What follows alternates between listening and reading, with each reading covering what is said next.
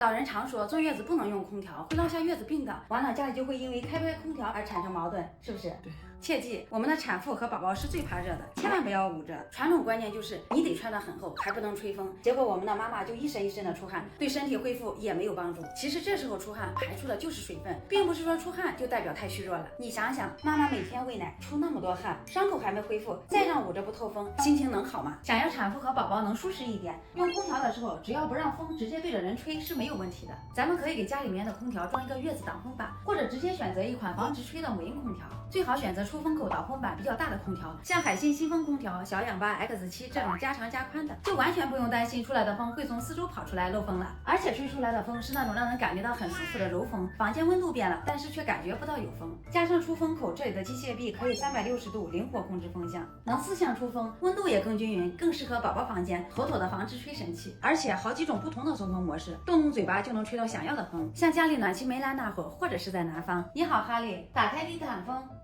已为您打开地毯风，调到地毯风模式，屋里很快就热起来了。要是妈妈自己带着宝宝休息，觉得房间温度不合适或者风速大的话，也不用费劲的从床上起来到处找遥控器，直接动动嘴巴就可以调节。你好，哈利，温度调到26度，已调到26度。关键它是根据我们声音发出的位置去控制出风的角度。你好，哈利，别吹我。